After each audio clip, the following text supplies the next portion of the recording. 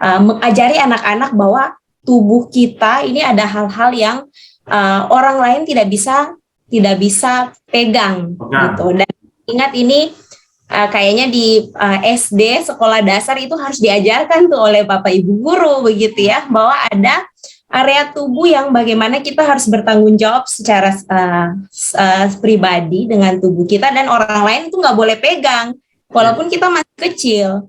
Betul. Jadi dimulai dari keluarga, Kak James, yang paling pertama. Jadi papa, mama, keluarga inti itu harus memberikan dukungan yang paling besar. Nah, dalam kondisi anak yang sedang terguncang secara psikis, emosi, jangan sampai kita mengeluarkan kata-kata yang menyakiti gitu ya, atau mengucilkan dia.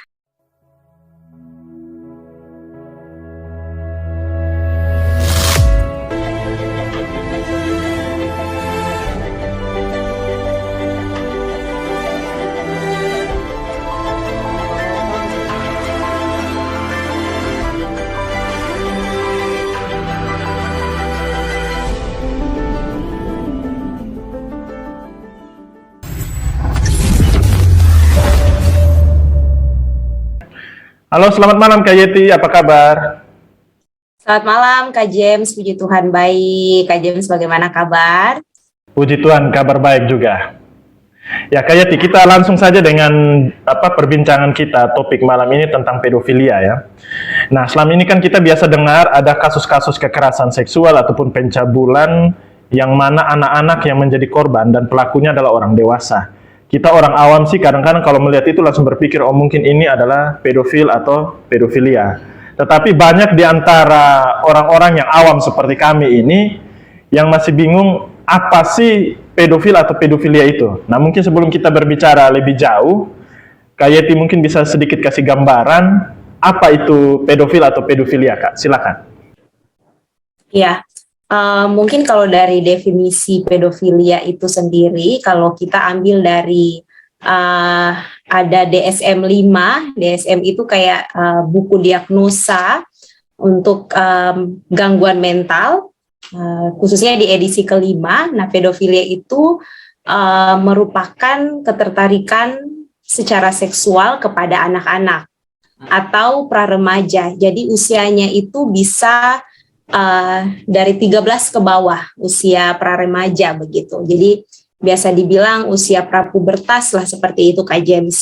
Jadi pelaku ini dia memiliki perilaku seksual atau fantasi seksual dengan anak-anak begitu, dan ini cukup intens begitu. Jadi ada fantasi seksual bahkan secara langsung dia lakukan kepada anak-anak. Nah, biasanya ini lebih banyak itu laki-laki pelakunya. Jarang ya kita lihat perempuan itu pedofil ya, kebanyakan memang itu laki-laki, dan bisa lawan jenis, bisa juga dengan ketertarikannya dengan sesama jenis. Ya, yang penting itu ya usianya itu anak-anak, jadi dari 13 tahun ke bawah. Seperti itu mungkin secara umum definisi atau pengertian dari pedofil itu sendiri, Kak James.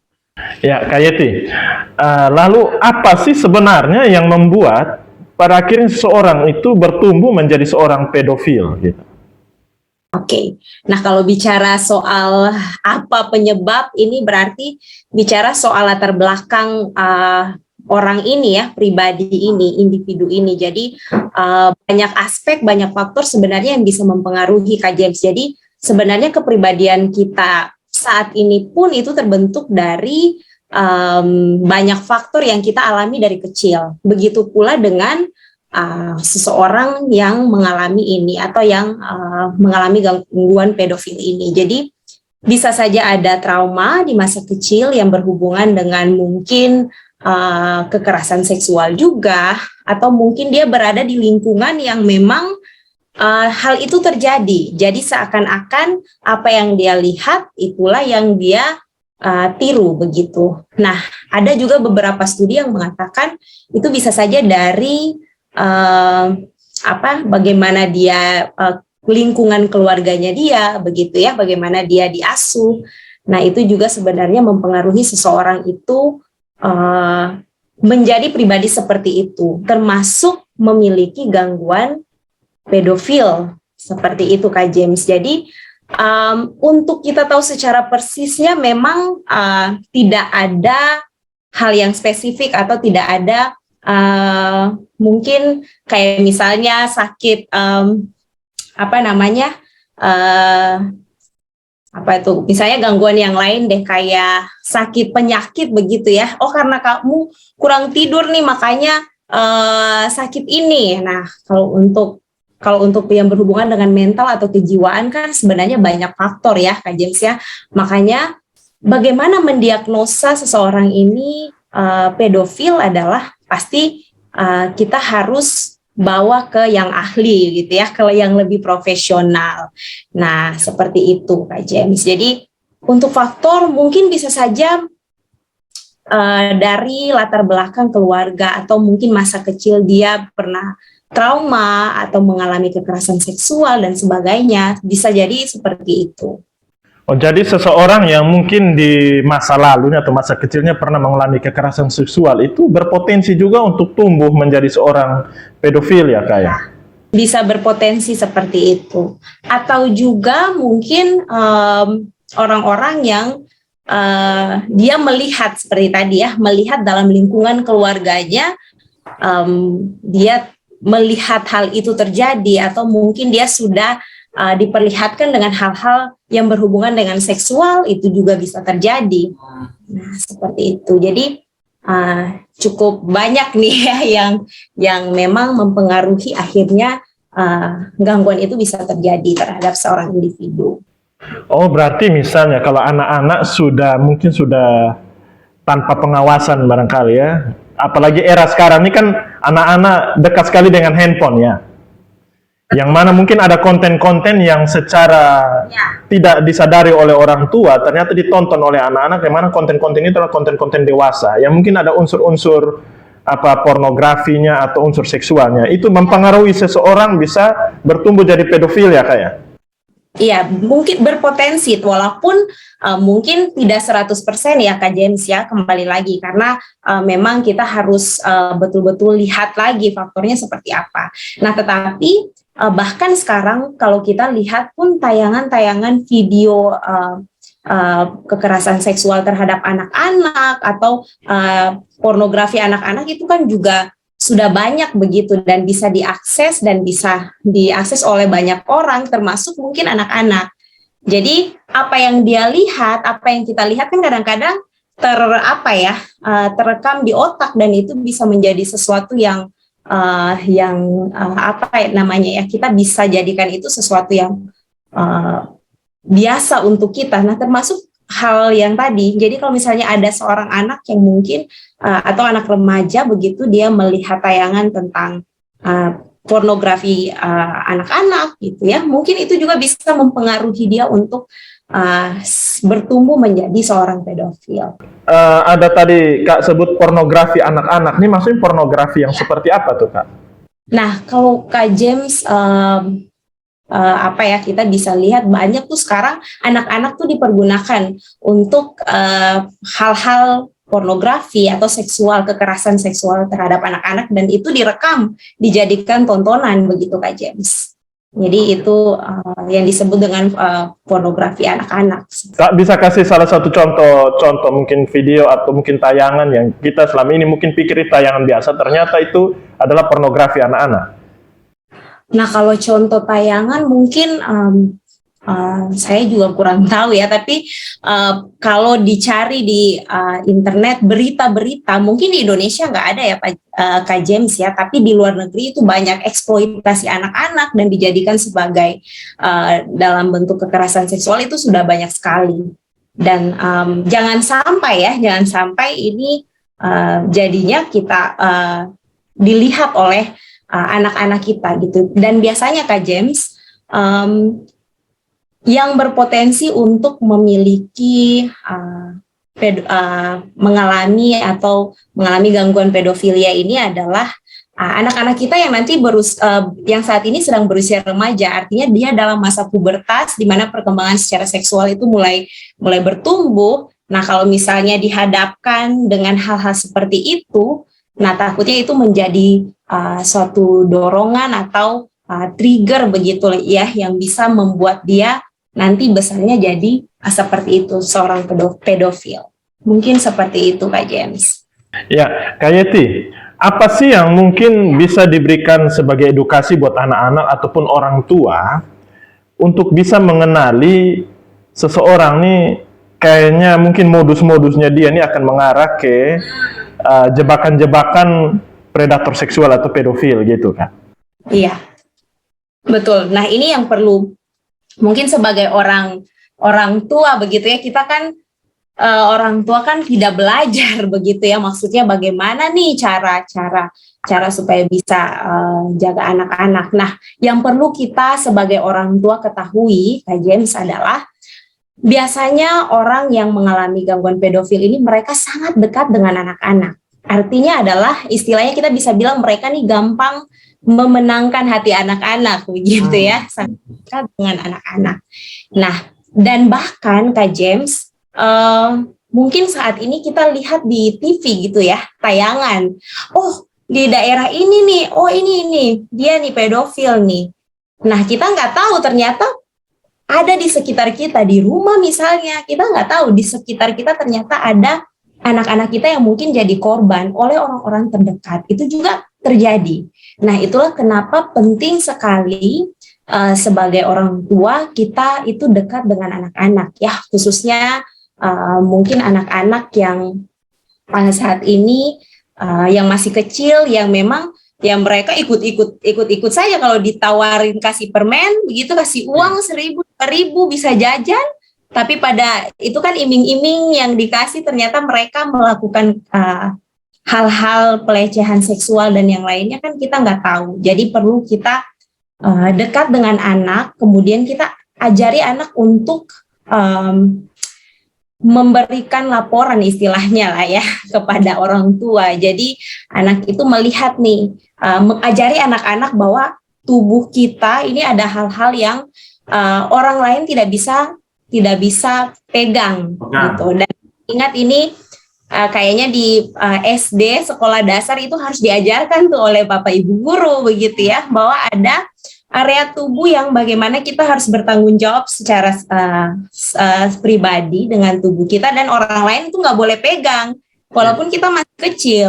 Nah, supaya kalau misalnya ada orang lain yang menyentuh itu dengan sembarangan, anaknya bisa langsung lapor kepada orang tua. Nah, satu lagi yang mungkin jadi kelemahan mungkin kita di area timur ya, yang bagaimana didikannya cukup keras ya Kak James ya. Dan ketika kita mau mendidik anak-anak itu kan pasti mungkin bisa dengan bentak atau pukul.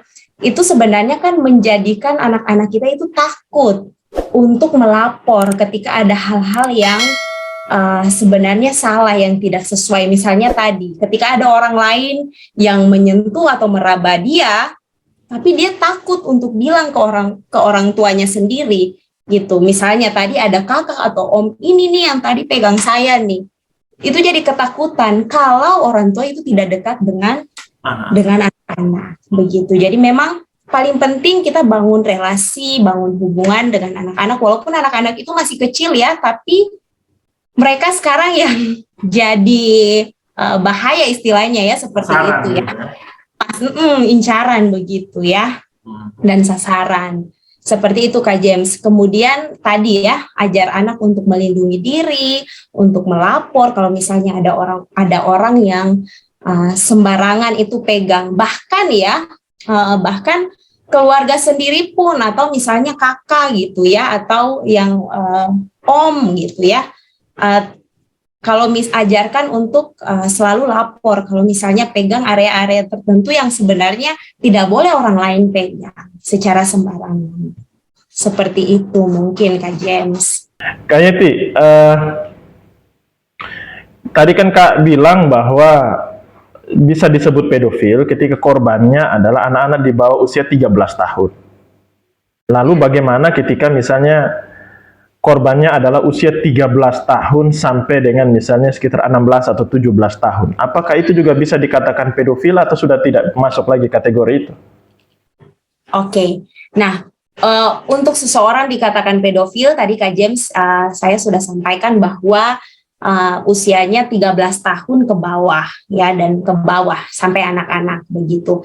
Dan biasanya kalau kita mau mendiagnosa atau mengatakan dia pedofil, tentu kita nggak bisa, misalnya ada kasus, kita memang tidak bisa langsung menghakimi atau menjudge atau memberikan dia diagnosa, oh kamu pedofil. Tentunya kita harus, mungkin ini bisa lebih baik ya, diarahkan ke profesional untuk melihat, karena berdasarkan yang tadi, buku diagnosa mental, gangguan mental DSM itu pun bahkan di dalamnya dia bilang bahwa ketika itu sudah 6 bulan, jadi minimal selama 6 bulan atau lebih, hal itu sering terjadi. Nah, itulah kenapa perlu yang profesional untuk bisa mendiagnosa. Jadi pelaku ini perlu ya mungkin dipanggil gitu ya, diperiksa secara klinis oleh psikolog klinis mungkin ya. Kemudian ada asesmen yang dilakukan, baru bisa diberikan diagnosa dia sebagai pedofil. Nah, kalau persoalan yang tadi Kak James tanyakan, ini kan korbannya yang paling kecil 13 tahun sampai ke 16 tahun. Nah, mungkin kalau mau bilang dia pedofil juga, kalau berdasarkan definisi tadi mungkin tidak ya, tapi kita tidak tahu. Itulah kenapa perlu diagnosa lebih lanjut oleh profesional. Baru kita tahu mungkin ada gangguan seksual yang lain ya, karena ada banyak begitu ya.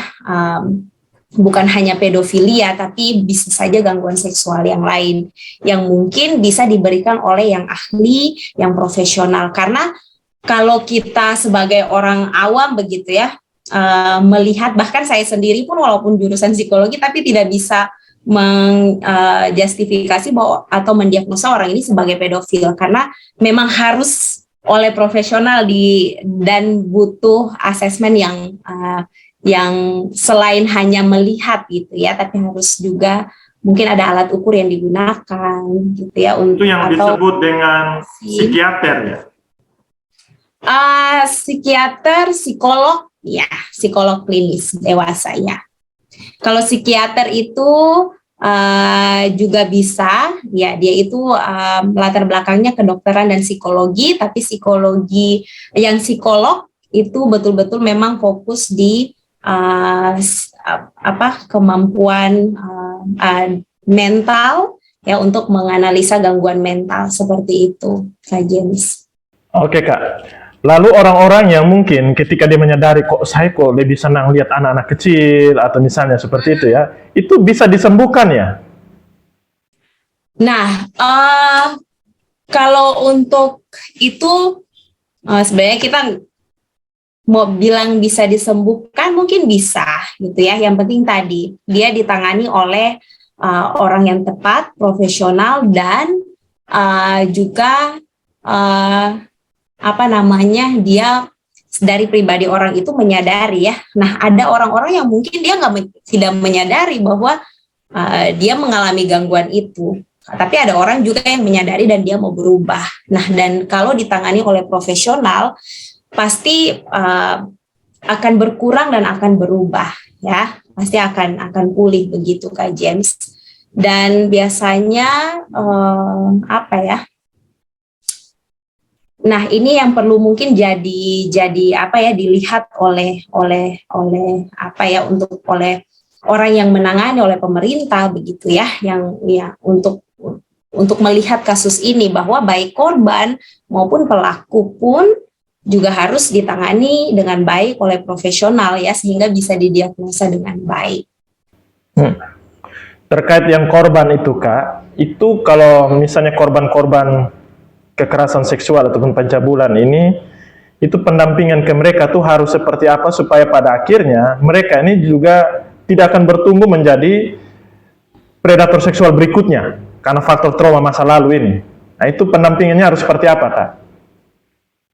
Oke Kak, nah untuk para korban ini memang kita perlu sama-sama untuk membimbing mereka gitu ya, untuk bagaimana memulihkan diri mereka, karena secara psikis, secara jiwa, emosi itu mereka saat ini sedang terguncang begitu ya. Kalau kita bisa masuk ya Kak James ya ke dalam posisi saat ini yang menjadi korban, ya bagaimana dia diketahui gitu ya, anak remaja yang sedang apa ya bertumbuh ya dengan teman-teman begitu ya. Nah, saat dia mengalami kasus ini kan pasti ada tekanan dari teman-teman, bisa jadi yang timbul adalah mungkin bully, yang mungkin kita tidak bisa pungkiri itu akan terjadi gitu ya di antara dengan teman sebaya, bahkan juga mungkin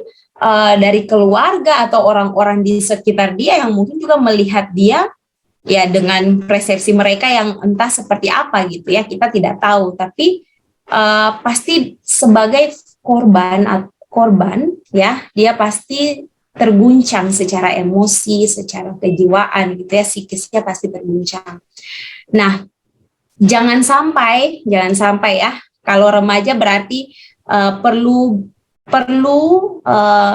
lingkungan yang artinya kondusif bagi dia, begitu ya, lingkungan tidak boleh yang ada bully-bulian gitu.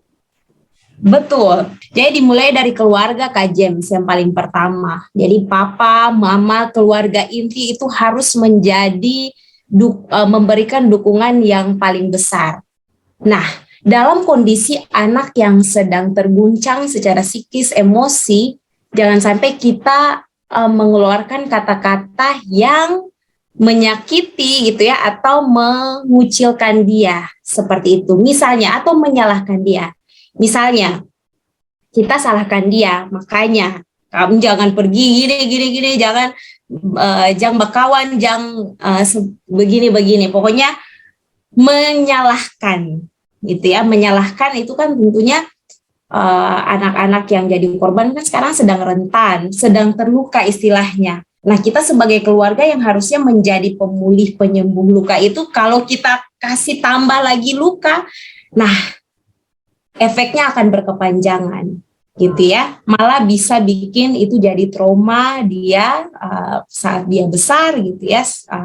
Hal itu bisa jadi trauma untuk dia karena kita sebagai keluarga tidak bisa memberikan dukungan begitu. Karena, dan menurut saya ini jangka panjang ya, karena biasanya anak-anak yang jadi korban kekerasan seksual, biasanya mereka itu butuh pemulihan tuh dalam waktu yang lama begitu. Nah, itu tadi keluarga ya Kak James, kemudian sekolah. Nah, untuk para guru gitu ya, perlu juga untuk support ya. Perlu kasih pengertian kepada anak-anak yang lain untuk jangan sampai di dalam sekolah itu terjadi pembulian atau bahkan mengucilkan ini. Justru kita sebagai teman-teman di kelas harus support gitu anak ini, ya, support teman kita supaya dia bisa bangkit dari luka yang sedang dia alami dan dia bisa pulih supaya dia ya terus bertumbuh begitu ya, akhirnya jadi happy, jadi ceria kembali seperti itu. Kemudian lingkungan masyarakat gitu ya, masyarakat juga perlu mendukung, jangan juga kita artinya melihat dia, mengucilkan dia di masyarakat seperti itu. Jadi intinya semua lembaga yang berhubungan dengan anak ini kita harus kasih dukungan begitu. Oke, baik, terima kasih Kak Yeti untuk pencerahannya, untuk edukasinya, dan saya yakin ini sangat bermanfaat untuk bagi para orang tua maupun masyarakat umum yang menyaksikan video ini. Ya. Oke, ya. Terima kasih ya Kak Yeti ya. Jadi perbincangan kita sampai di sini saja. Di lain waktu kalau memang ada kesempatan dan topiknya berkembang, kita bisa akan bincang-bincang kembali lagi Kak Yeti ya. Siap Kak James, siap. Oke, baik, terima kasih sekali lagi Kak Yeti. Saya akhiri bincang kita ini ya Kak. Sampai jumpa, selamat malam. Sampai jumpa, terima kasih Pot James, Tuhan berkati.